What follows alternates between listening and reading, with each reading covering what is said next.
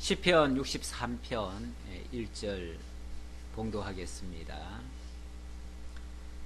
하나님이여, 주는 나의 하나님이시라. 내가 간절히 주를 찾되 물이 없어 마르고 황폐한 땅에서 내 영혼이 주를 갈망하며 내 육체가 주를 앙모하나이다. 내가 주의 권능과 영광을 보기 위하여 이와 같이 성소에서 주를 바라보았나이다. 주의 인자하심이 생명보다 나음으로 내 입술이 주를 찬양할 것이라. 아멘. 우선 3절까지 봉독해 드렸습니다. 시편 63편은 다윗의 시면서 유다 광야에 있을 때 이렇게 머릿말이 되어 있습니다. 이 배경은 다윗이 왕이 된 다음에 큰 범죄를 저질렀죠. 그 범죄를 저지르고 나서 하나님께서 경고를 했습니다. 너는 밤중에 몰래 그렇게 했지만 나는 백주에 그렇게 하겠다 이러시더니만 아들 압살롬이 쿠데타를 일으키게 만드십니다. 그래서 쿠데타에 의해서 다윗이 쫓겨납니다. 왕궁에서 쫓겨나가지고 물 없는 그런 광야로 도망을 칩니다. 그래서 유다 광야에 있을 때에 그때 상황이다 그 말이죠. 그때 상황이니까 사실은 가장 절박하고 가장 어찌 보면 고통스럽고 괴롭고 차라리요 대적이 그렇게 했으면 대적하고는 싸울 수라도 있어요. 그런데 아들이 그러니까 아들하고는 싸울 수가 없어요. 물론 안 싸울 수도 없어요. 또 그렇다고 안 싸울 수도 없고 싸울 수도 없고 오죽하면은 전쟁을 해야 되는데 나중에 그 요압이 그 아들 압살롬을 죽이려고 하니까 제발 압살롬은 좀 살려두라고 이렇게 오히려 사정을 하지요. 그리고 압살롬이 죽었을 때는 엉엉 울지요. 울어요. 그러니까 이거 정말 참 이러지도 못하고 저러지도 못하고 오죽하면은 그 요압 장군이 차라리 우리가 다 죽고 아들이 살았으면 왕이 춤출 뻔했나이다 이런 말을 하죠. 도대체 이거 뭐 죽이라는 거야 말라는 거야 어쩌라는 거예요 도대체. 이렇게 정말 난감한 그런 시점, 이런 때에 정말 막막하죠. 막막한데 그럴 때에 그래도 바라볼 곳은 하나님밖에 없고, 그래서 하나님에 대한 간절한 열망과 하나님에 대한 신뢰, 이거를 끝이지 않으면서 그래도 하나님께서 그 원수들은 다 제거하시고 결국은 하나님께서 바르게 세워주실 것을 믿고 부르는 그러한 찬양의 내용이 되겠습니다. 그러니까 그런 배경을 이해하시면서 내용을 보도록 하겠습니다. 하나님이여, 주는 나의 하나님이시라. 내가 간절히 주를 찾되 물이 없어 마르고 황폐한 땅에서 내 영혼이 주를 갈망하며 내 육체가 주를 앙모하나이다. 그 어느 때보다도 가장 절박한 심경이다, 그런 뜻이죠. 정말 그동안 사울에게 그렇게 쫓겨다녔지만 그것보다도 어떤 면에서 더 괴로운 시간이고요. 영혼이 정말 갈망할 정도로 그런 시점이다. 자, 그런 가운데서 내가 주의 권능과 영광을 보기 위하여 이와 같이 성소에서 주를 바라보았나이다. 진짜 다윗이 성소로 도망을 갔다는 얘기가 아니라 마음으로 하나님께 피했다, 그 얘기입니다. 정말 다윗이 의지할 곳이라고는 하나님밖에 없습니다. 세상에 믿을 건 아무것도 없어요. 다윗이 쫓겨났을 때요, 많은 사람들이 다윗 편에서 돌아섰어요. 시므이 같은 사람은 노골적으로 그때 막 먼지를 뿌리고 욕을 퍼부어대면서 그렇게 조롱을 했어요. 근데 그런 수모를 당하고도 요압이 저놈 좀 죽여버릴까요? 그랬더니 가만 내버려둬라. 하나님이 저 입을 통해서 나를 지금 비판하고 있다. 그러니 하나님이 그렇게 하시는 일을 왜 네가 나서서 그렇게 하냐. 그냥 욕하도록 내버려둬라 그러죠. 그러니까 다 당해가면서, 그러면서 한편으로는 아프지요. 괴롭지요. 그러니까 정말 호소할 때라고는 아무데도 없습니다. 사람들한테 원수 갚아달라 소리도 못합니다. 오죽하면 자기 그 충신들 보고도 원수를 죽이지 말라고까지 할 정도로 그렇게 정말 그러니까 이러지도 저러지도 못하는 그 상황에서 하나님만을 바라보고 그리고 하나님께 의지하면서 그래도 하나님이 나를 완전히 버리지는 않으실 거라고 하는 그 신뢰 그거 하나만 가지고 지금 하나님 앞에 피했다 그런 뜻이에요. 그래서 하나님 앞에 피해가지고 하나님께서 어떻게 하실 것인지를 이제 어떻게 보면 잠잠히 두고 보는 거예요. 두고 보는데 그게 이제 주의 권능과 영광을 보는 거예요. 자, 그 주의 영광을 보기 위해서 주의 성소에서 주를 바라보았더니 주의 인자하심이 생명보다 나음으로 내 입술이 주를 찬양할 것이라. 하나님이 또 위로해 주시더라는 거죠. 뭔가 살 길을 주시더라는 거죠. 뭔가 이 정말 절박한 상황을 피할 수 있는 길을 열어주시더라는 거죠. 그래서 하나님을 찬양할 것이라. 이러므로 나의 평생에 주를 송축하며 주의 이름으로 말미암아 나의 손을 들리이다. 주의 이름으로 말미암아. 다른 걸로는 이게 어떻게 보면은 자기 지금 잘못으로 말미암아 온 일이기 때문에 누구를 탓할 수도 없어요. 그렇죠? 탓할 수 없어요. 탓할 수 없고 그냥 하나님 앞에 두 손 들 수밖에 없어요. 그런데 주의 이름으로 말미암아 이건 이제 신뢰죠. 전적인 하나님의 약속을 믿고 하나님 앞에 손을 들어서 하나님을 찬양하겠습니다. 그 말이에요. 자, 그랬을 때 골수와 기름진 것을 먹음과 같이 나의 영혼이 만족할 것이라. 앞에서는 정말 광야에서 물이 없어 마르고 황폐한 땅에서 갈망하는 것 같다고 그랬는데 오히려 그것이 이제 반전이 됩니다. 어떻게 반전되는가? 골수와 기름진 것을 먹음과 같이 나의 영혼이 만족할 것이라. 하나님 안에서 새로운 만족을 얻게 될 것이다. 그리고 나의 입이 기쁜 입술로 주를 찬송하되 내가 나의 침상에서 주를 기억하며 새벽에 주의 말씀을 작은 소리로 읊조릴 때에 하오리니. 이 침상이다, 새벽이다 이런 말은요 사실은 그게 굉장히 안 좋은 그런 환경을 얘기하는 겁니다. 환경. 그 환경이 어찌 보면 대낮과 같이 뭐 대로가 열린 것처럼 이런 게 아니라 어찌 보면 피해서 숨어서 어두운 밤을 맞이하고 밤에 잠도 못 이루면서 새벽에 주의 말씀을 읊조리는 거죠. 이건 다시 말하면 하나님의 말씀을 묵상한다는 거죠.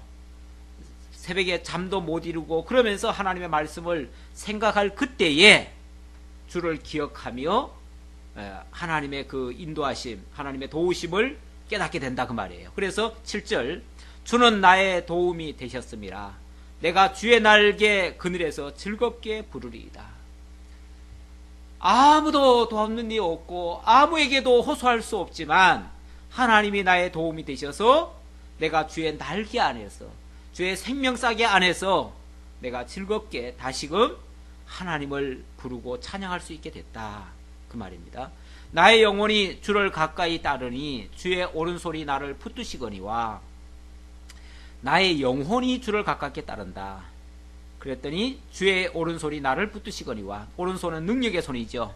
능력의 하나님이 나를 붙드셔서 나의 영혼을 찾아 멸하려 하는 그들은 땅 깊은 곳에 들어가며 오히려 원수들로 하여금 오히려 그들이 자기 꾀에 빠져들어가고 자기들의 결국은 음모에서부터 자기들이 패망하는 길로 들어가더라는 거죠.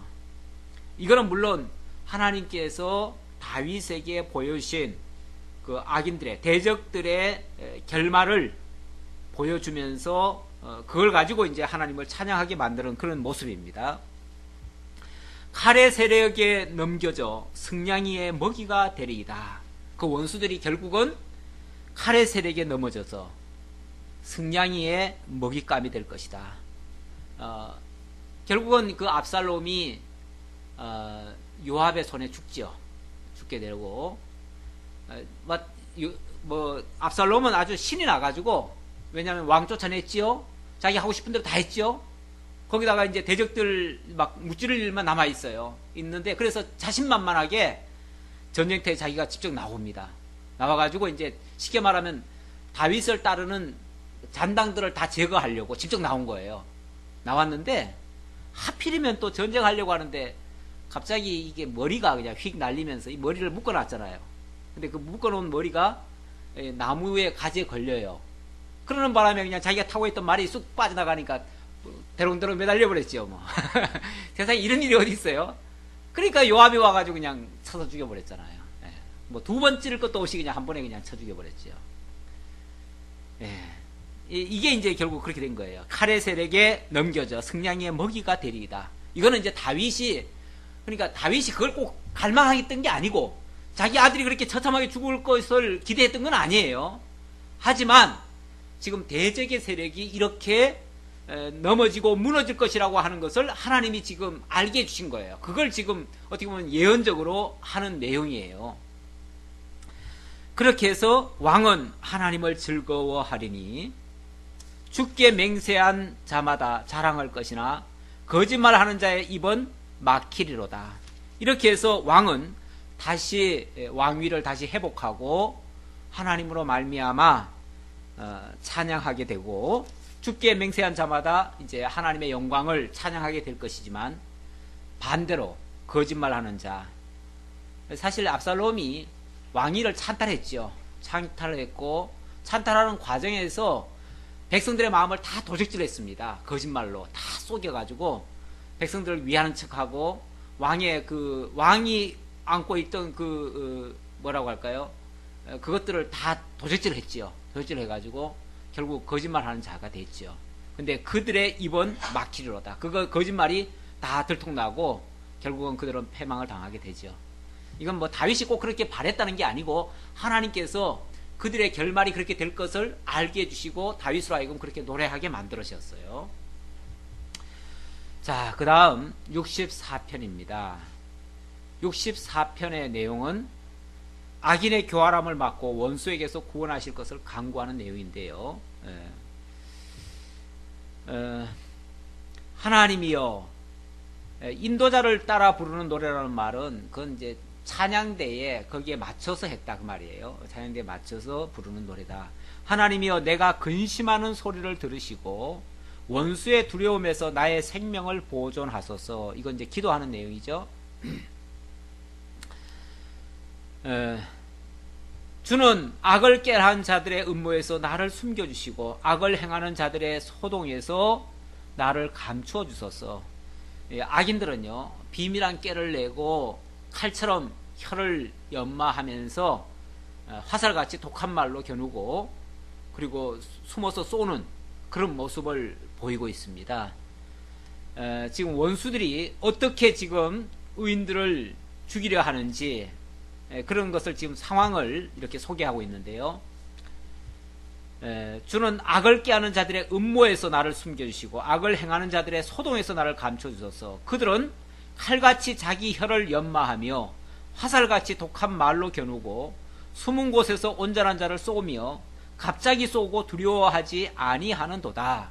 악인들의 아주 교활하고 음흉스럽고 또 아주 아주 공격적으로 그렇게 하는 모습들이죠. 악인들은 이렇게 쉴 새 없이 의인들을 제거하려고 온갖 음모와 소동과 또 혀로 협박하고 화살같이 막 독한 말로 쏘아붙이고 이렇게도 합니다. 이렇게 하는데 그들은 악한 목적으로 서로 격려하며 남몰래 올무놓기를 함께 의논하고 하는 말이 누가 우리를 보리요 하며 그들은 죄악을 꾸미며 이르기를 우리가 묘책을 찾았다 하나니 각 사람의 속뜻과 마음이 깊도다. 악인들의 그 계획이라 이런 것들은요, 의인들보다 훨씬 더 그 계책이 더 많지요. 의인들은 어떻게 보면 그런 계책을 안 쓰죠. 의인들은 어찌 보면 뭐 하나님께 맡기고 그냥 살잖아요. 편안하게. 아무런 공교한 계획이나 뭐 설계나 뭐 작정이나 이런 것도 별로 없이 그냥 살아갑니다. 그야말로 하나님이 주시는 대로 살아가요. 근데 악인들은요, 얼마나 그렇게 계획이 많고, 또 음모가 깊고, 또 수단과 방법을 많이 쓰는지, 또 거짓말도 잘하는지, 또 독한 말로 때로는 하는지, 그게 다 악인들의 모습들이에요. 악인들은 의뢰 그렇게 합니다. 상대방을 겁주기 위해서 독한 말도 하고요. 지금 남북한 간에도 아주 독한 말이 오가오가 그러잖아요. 서로 겁주려고 그러는 거예요. 그게 다 악인들의 어떻게 보면 모습인데, 그런데 그런 것 때문에 자칫하면 의인들이 마음이 약해질 수도 있고 두려워할 수도 있고, 그것 때문에 하나님 앞에 정말 기도하기도 하고 그럽니다. 그게 이제 1절의 그 기도예요. 하나님이여, 내가 근심하는 소리를 들으시고 원수의 두려움에서 나의 생명을 보존하소서. 그래서 이제 하나님께 더 기도하는 거죠. 원수들이 이렇게 지금 공격을 해오는데 하나님께 맡깁니다. 그랬더니 하나님께서 이렇게 지금 응답하시는 거예요. 7절, 그러나 하나님이 그들을 쏘시리니 그들이 갑자기 화살에 상하리로다. 그러니까 의인들이 뭐 거기에 대항해 가지고 어떻게 싸운 게 아니고, 뭐 하나님께 맡기고 기도했을 뿐인데 하나님이 그 악인들에게 갑자기 쏘셔 가지고 그들이 화살에 갑자기 망하더라 그 말이에요. 사실은요, 악인들이 막 그렇게 할 때 진짜 지혜자 같으면요, 그냥 하나님께 맡기고 내버려 둬야 돼요. 근데 거기에 우리가 같이 맞대응을 해버리면 자칫하면 그런 어떤 함정에 말려 들어갈 수가 있어요. 안 그러면은요, 남들에게 똑같은 걸로 취급당할 수도 있어요. 그렇죠? 그런데요, 그렇게 막 그쪽에서 그렇게 해도, 그러니까 소인배들이 그렇게 해도 이쪽에서는 마치 대인배처럼 가만히 내버려 두고, 뭐 너희들 할 테면 해라, 너희들 그거밖에 안 되면 뭐 그렇게 할 수밖에 없지, 마음대로 해라, 그리고 내버려 두면 나중에 가보면요, 자기네들이 부끄러워요. 자기네들이 할 말이 없게 돼요. 왜냐하면, 그리고 자기네들이 또 자기 꾀에 다 빠져 넘어가요. 그렇죠? 그런데 만약 이쪽에서 대응을 해버리면요, 대응을 해버리면 이것 때문에 그렇게 됐다고 오히려 또 핑계를 대요. 그렇잖아요? 그러니까 사실은 빌미를 안 주는 게 좋아요. 사실은 북한도 저렇게 징징대는 게 어찌 보면 두려워서 그럴 수도 있고, 또 자기네들의 그 악한 계략이 자기 뜻대로 안 된다고 해가지고 지금 그럴 수도 있는데, 한국에서는 그냥 가만 내버려두면 상책이에요. 사실은 가만 내버려두면 상책인데, 우리가 또 뭐라고 자꾸 얘기를 하지요. 하면은 이제 그거 핑계대고 또 뭐라고 그럴 수가 있어요. 그러니까 우리가 괜히 거기에 자꾸 말려 들어가는 꼴이 되고, 그 악인들의 그런 일에 괜히 우리가 같이 나중에 가면은요, 같이 싸잡아서 똑같다고 그래요. 그러니까 좀 지혜라 있다면은 차라리 내버려 두는 게 제일 낫다, 그런 얘기예요. 악인들과 상대해서는, 악인들하고 같이 맞대응해서 싸우는 게 아니에요 원래가. 이러므로 그들이 엎드러지리니 그들의 혀가 그들을 해함이라. 그들의 혀가 그들을 해함이라. 가만히 내버려 뒀는데 그들의 그 꾀가 자기들 꾀임에 넘어간 거죠. 자기들 말이 그 말에 걸려가지고 자기들이 넘어가는. 그러니까 악인들은요, 가만히 내버려 두면 자기들 그 꾀에 결국 자기들이 다 넘어갈 수밖에 없어요. 왜냐하면 그게 정상적인 것이 아니거든요. 그렇잖아요. 억지잖아요. 억지. 말도 안 되는 일이잖아요. 그러니까 가만히 내버려 두면 자기네들이 어떻게 할 수가 없어요. 그런데 괜히 이쪽에서 뭐 어떻게 하면 그것 때문에 어떻게 했다고 또 핑계를 대요. 그러니까 괜히 빌미만 주는 거죠. 가만히 내버려두면 저들은 엎드러지고 자기들의 혀가 그들을 해야 할 것이다. 그들을 보는 자가 다 머리를 흔들리로다. 그러면은 아이고, 저 깨부리다가 수작 부리다가 지풀에 지꾀에 다 넘어갔구만. 그리고 이제 혀를 찰 것이죠. 모든 사람이 두려워하여 하나님의 일을 선포하며 그의 행하심을 깊이 생각하리로다. 그렇게 됐을 때 뭐가 드러나죠? 저 악인들이 하나님을 대항해 가지고 어떤 짓 하다가 결국 하나님의 손에 다 저렇게 무너졌다. 그래서 하나님의 영광이 나타날 거 아니냐 그 말이죠. 그러니까 가만 내버려둬야 하나님의 역사를 우리가 볼 수 있는 거예요. 근데 우리가 나서면은 하나님의 역사를 잘 못 봐요. 하나님의 역사를 못 보면 마치 우리가 뭐 어떻게 해서 된 줄로 알아. 착각을 해, 사람들이. 그러니까 하나님의 영광이 안 나타나요. 그러니까 하나님의 영광을 볼 때까지는 우리가 좀 행동을 멈추는 게 오히려 나을 수 있어요. 너무 조급해하지 말고, 무슨 일을 만났을 때. 의인은 여호와로 말미암아 즐거워하며 그에게 피하리니 마음이 정직한 자는 다 자랑하리로다. 사실 이 64편도 어떻게 보면 63편에 이어서 하시는 말씀이라고 볼 수 있는데, 그렇다면 다윗이 그 압살롬이 그렇게 온갖 깨를 다 쓰고 온갖 수작을 다 부리고 온갖 위협을 다 했을 때 다윗은 가만히 있었어요. 그렇죠? 어떤 반응도 사실은 안 했어요. 오히려 누가 뭐라고 하면 그냥 가만히 있으라고 그랬죠. 오히려 내버려 두라고 그랬죠. 그랬는데 나중에 보니까 오히려 그들이 스스로 자기들 꾀에 다 빠져서 넘어가요. 그러니까 나중에 사람들이, 야, 과연 하나님이 저렇게 역사하셨구나. 하나님이 다윗과 함께 하시는구나. 그래가지고 그 다음부터는 그냥 사람들이 막 다윗한테 막 물밀듯이 몰려와요. 가만히 있는데 다윗은 어떻게 한 게 아니에요. 다윗이 위대한 게 하나도 없어요. 다윗은 가만히 있었는데 오히려 많은 사람들이 그냥 다윗에게로 몰려와가지고 그 다음부터는 막 다윗을 위하는 걸로 막 그렇게 바쁘죠. 여러분 다 읽어보셨죠? 사무엘 하에 있죠? 사무엘 하에 보면은 그 장면이 다 나옵니다. 너무나 생생하게. 그렇습니다. 우리가 무슨 어려운 일을 만났을 때 제일 문제가 뭐냐면 너무 조급해하는 거, 하나님 믿지 못하는 거, 하나님 신뢰하는 것이 우선입니다.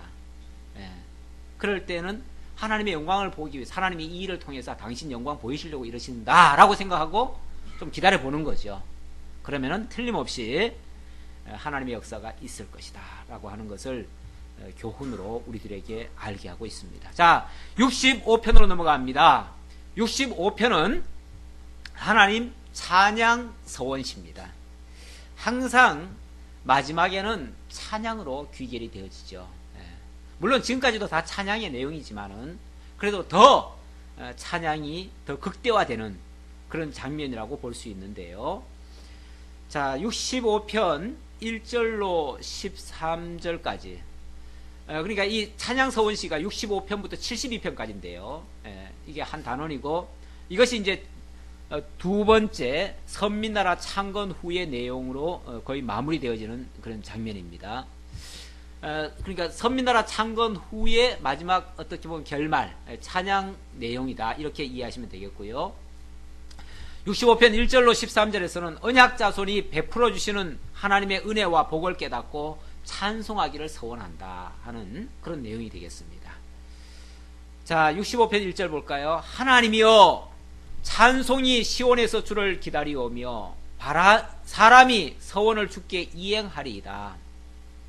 찬송이 시온에서 주를 기다린다.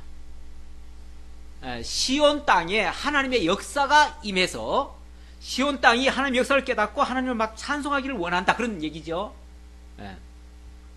이거는 하나님께서 시온은 이제 결국 이스라엘을 별칭으로 이스라엘의 애칭이라고 말할 수 있는데, 이스라엘에게서 어찌 보면 하나님이 좀 진노하시기도 하고 막 약간 떠나시는 것 같기도 하고 그랬는데, 하나님이 끝끝내 그 이스라엘을 절대 버리지 아니하신다.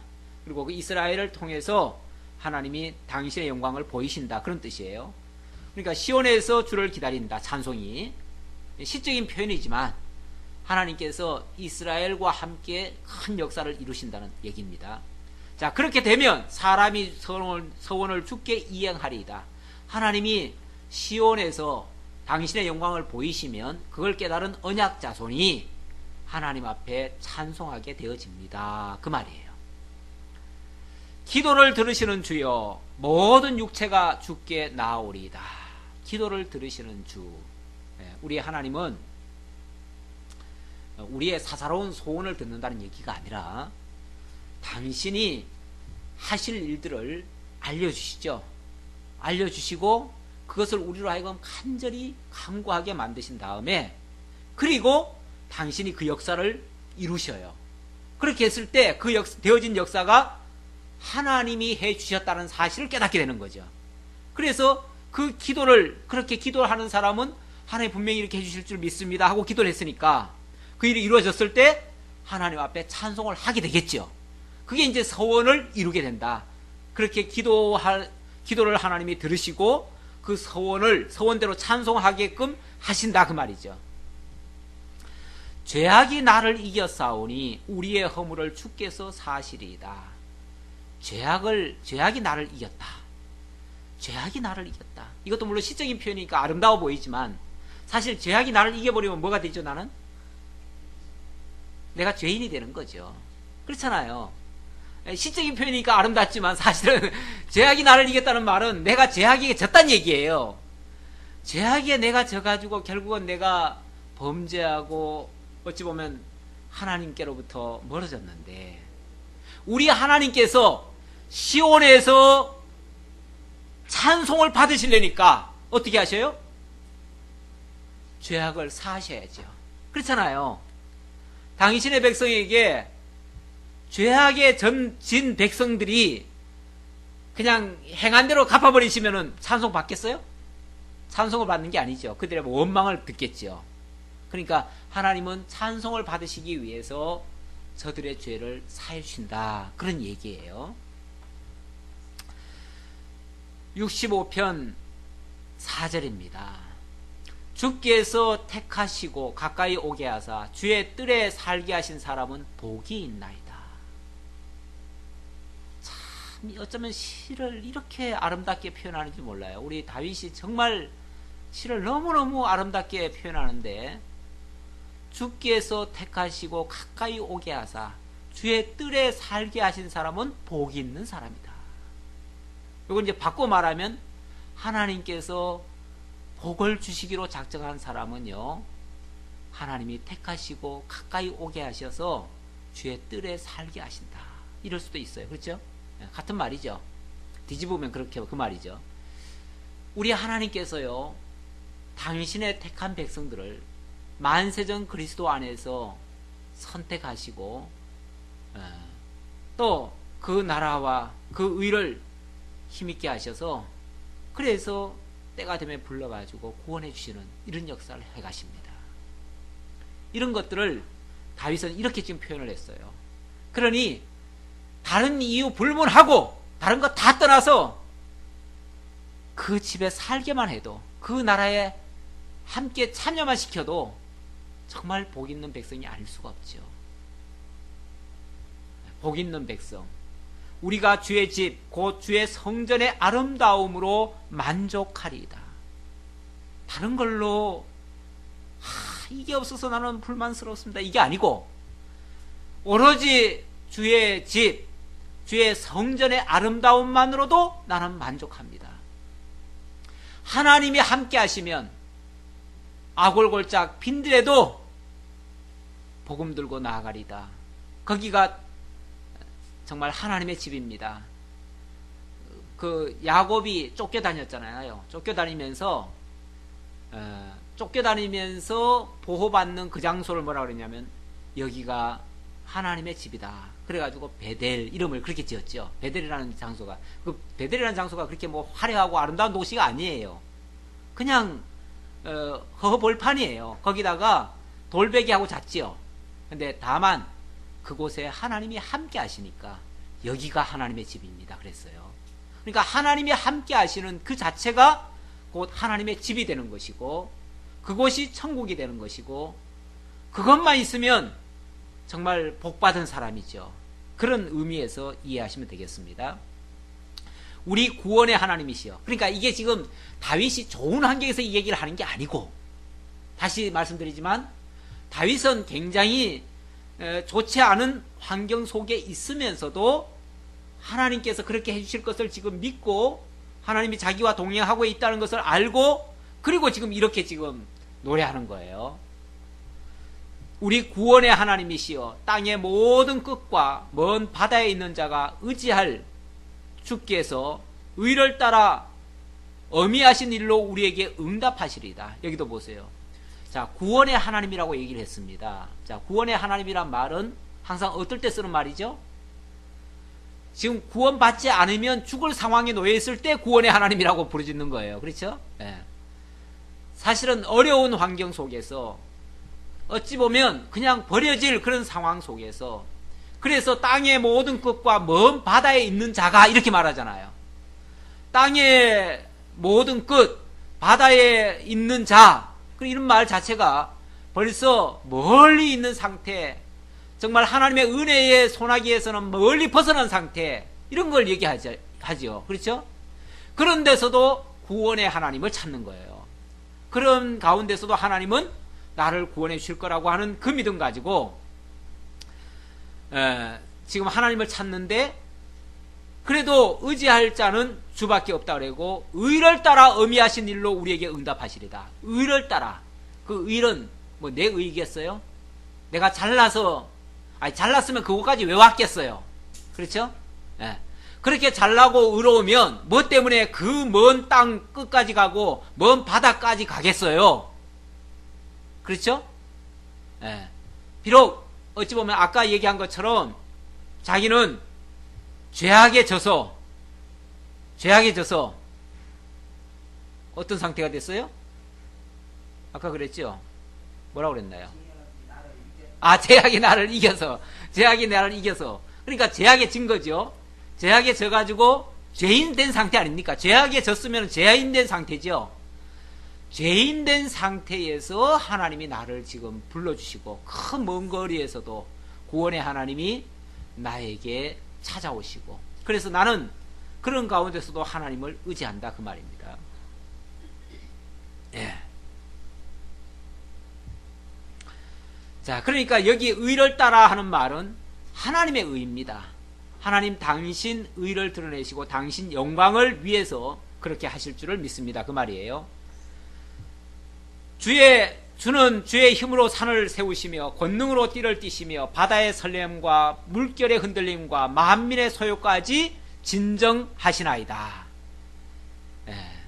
사실 그런 능력 있는 분이라야 먼 바다 끝에 있는 자까지도 구원하실 수가 있죠. 바다도 잠잠케 하고 권능으로 산을 옮기시기도 하고 띠를 띠시기도 하시는 그분이 바로 나의 구원의 하나님으로서 나를 인도해 주실 것이다 라고 하는 그런 믿음 가지고 하나님 앞에 기도합니다. 자, 8절입니다. 땅 끝에 사는 자가 주의 징조를 두려워하나이다. 주께서 아침 되는 것과 저녁 되는 것을 즐거워하시며 하게 하시며 땅을 돌보사 물을 대어 심히 윤택하게 하시며 하나님의 강에 물이 가득하게 하시며 이같이 땅을 예비하신 후에 그들에게 곡식을 주시나이다. 이걸 어떤 사람들은 이걸 추수의 노래다 그렇게 얘기를 하는데 일종의 그 추수의 비유를 했다 그런 얘기예요. 예. 여기 보니까 주께서 아침 되는 것과 저녁 되는 것을 즐거워하게 하셨다. 그리고 땅에 물을 대 가지고 심히 윤택하게 하셨다.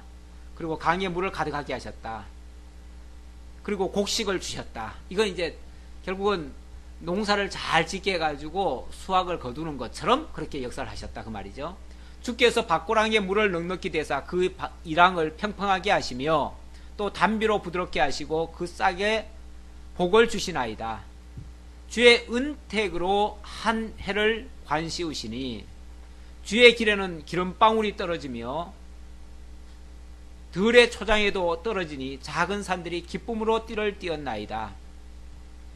초장은 양떼로 옷 입었고 골짜기는 곡식으로 덮였으며 그들이 다 즐거이 외치고 또 노래하나이다. 원래 그 막 진노가 쏟아질 때는 농사에 비유할 때도 마치 황충이 오고 황충이 먹고 나면은 늦이 오고 늦이 먹고 나면은 팥종이가 오고 팥종이가 먹고 나면은 그 다음에 불이 와가지고 다 나머지까지 다 불살라버리고 그냥 막 망가뜨릴 때는 그렇게 망가뜨리죠. 하나님이 진노하실 때는 그런 모습을 보여요. 근데 그 반대입니다. 하나님이 다시 또 복을 주실 때는요, 그 황량한 들판 같은데도 하나님께서 물을 채워주시고 하늘에서 단비가 내리게 하시고 그리고 싹이 나게 하시고 열매를 맺게 하시고 또 풍성한 곡식을 거두게 하시고 이건 이제 어떻게 보면 그 반대죠. 그러니까 하나님께서 은혜로 하나님께서 다가오실 때는 그렇게 역사를 하신다. 하나님이 처음에 이제 서두에 뭐 그런 표현을 했는데, 찬송이 시온에서 주를 기다리고 사람이 서원을 주께 이행하리이다. 결국 하나님이 이렇게 하시려고 시온에서 주를 기다리는 사람들이 주를 찬송하게 하려고 하나님이 이렇게 역사를 하는 거예요. 그러면서 주께서 택하시고 가까이 오게 하사 주의 뜰에 살게 하신 자라면 정말 복이 있다 라고 얘기하면서 그 복에 참여하고 그 은혜를 만끽하는 사람들은 이렇게 정말 하나님을 찬송할 수밖에 없다 라고 노래를 했는데, 진짜 그렇게 이제 찬양하게 하시려고 찬양거리를 그렇게 주셨다 그 말이에요. 그래서 이렇게 풍성하게 회복을 해주신다. 이걸 이제 농사에 비유해서 회복하실 때의 모습을 이렇게 해주셨습니다. 그래서 아까 다윗 그 쫓겨날 때 이야기를 했으니까, 쫓겨날 때는 그렇게 황량하고 정말 아무것도 없는 그런 곳으로 쫓겨나서 모든 사람들도 다 도망가고 없어지고 있던 사람들까지도 다 비난하고 그렇게 했는데, 나중에 돌아올 때는요 얼마나 또 풍성한지 몰라요. 돌아올 때는요 모든 사람이 서로 앞다투어서 다윗에게 충성 맹세하느라고 나중에 돌아올 때 보면요 막 서로 앞장서서 합니다. 그래서 이스라엘 백성들 같은 경우는 막 그럽니다. 유다 백성들이 다윗을 다시 모셔오고 다시 막 왕을 이제 다시 추대를 하니까, 왜 너들이 이 좋은 일에 왜 우리를 안 불렀느냐 막 그러죠. 막 그러면서 막 자기네들 안 부른 거에 대해서 그러죠. 아까 우리 집사님 기드온 얘기했는데, 기드온 때도 왜 그랬잖아요. 전쟁터에 나가서 승리하고 오니까 그 참여 안 했던 사람들이 뭐라 그럽니까? 왜 우리 안 불렀느냐? 왜 우리 안 불렀느냐? 우리도 불렀으면 우리도 얼마든지 가서 했을 텐데 왜 우리를 안 불러가지고 그 영광스러운 걸 우리가 함께 못 보게 하느냐? 막 그러면서 그러죠.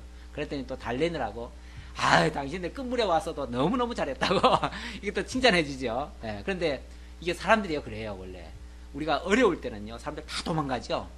근데 또 좋을 때는요 막 서로 막 옵니다. 서로 와가지고 막 같이 서로 막 도와주려고 그러고, 왜냐하면 나중에 영광 같이 누리려고 이런 모습 보이죠. 그러니까 우리 하나님께서 진노하셨을 때는 그렇게 공고하게 하시다가, 또 하나님이 또 그 복을 깨닫게 하셨을 때는, 또 찬양케 하실 때는 그렇게 또 회복해 주신다. 이런 의미로 이해하시면 되겠습니다. 우리 하나님 감사합니다. 하나님의 은혜는 오히려 공고하고 힘들고 고통스러울 때 하나님의 역사를 더 많이 발견하고, 그래서 깨달은 자들은 하나님의 은혜의 영광을 더욱 크게 찬송한다 하였습니다. 그러나 같은 역사를 보면서도 하나님의 역사인 줄 알지 못하고 오히려 그 극심한 환난의 시간을 원망과 불평과 고통으로 울부짖는 자들도 있습니다. 아버지 하나님, 똑같은 사건을 놓고도 하나님의 은혜로 이해를 하는 자들도 있고, 하나님을 알지 못해서 원망과 불평으로 이렇게 점철하는 자들이 있는 것을 저희들이 알게 됩니다. 시편 기자를 통해서 다윗은 그 극심한 환난 속에서도 하나님의 역사를 맛보고 하나님의 능력과 하나님의 은혜의 영광을 찬양했습니다. 정말 하나님의 택하신 백성, 주께서 택하시고 불러서 복을 주신 그런 복 있는 백성들은 하나님의 은혜를 깨닫고 하나님을 찬양하는 자인 줄 압니다. 저희들도 삶 속에서 어려운 일이 발생됐을 때 그걸 가지고 원망하지 않게 하시고, 오히려 하나님의 역사를 바라보며 간절히 하나님께 소원하되 기도하되 오히려 하나님 앞에 마침내는 감사할 수 있는 그러한 믿음의 소유자들 다 될 수 있도록 함께 해 주옵소서. 예수님의 이름으로 기도하옵나이다. 아멘.